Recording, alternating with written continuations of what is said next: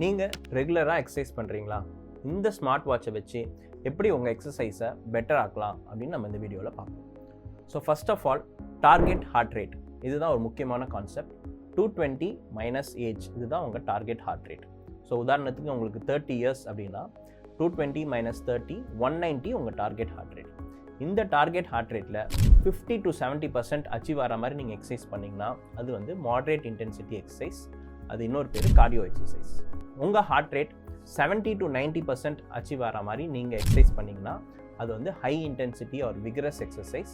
இது வந்து நம்ம ஸ்ட்ரென்த் ட்ரைனிங் அப்படின்னு சொல்லுவோம். மாடரேட் இன்டென்சிட்டி எக்ஸசைஸ் நீங்கள் ரொம்ப நேரம் பண்ணால் தான் உங்களுக்கு ஃபேட் பர்னிங் இருக்கும்.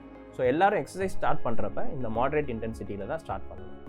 ஸோ நீங்கள் ரொம்ப நாள் எக்ஸசைஸ் பண்ண உங்களுக்கு பெனிஃபிட்ஸ் நிறையா வேணும்னா நீங்கள் ஹை இன்டென்சிட்டி பண்ணணும். அதாவது உங்கள் heart rate 70 to 90% of your target heart rate பண்ணிங்கன்னா உங்களுக்கு நிறைய பெனிஃபிட்ஸ் இருக்கும். ஸோ மாடரேட் இன்டென்சிட்டி ரொம்ப நேரம் பண்ணால் ஹார்ட் ஹெல்த் இம்ப்ரூவ் ஆகும்.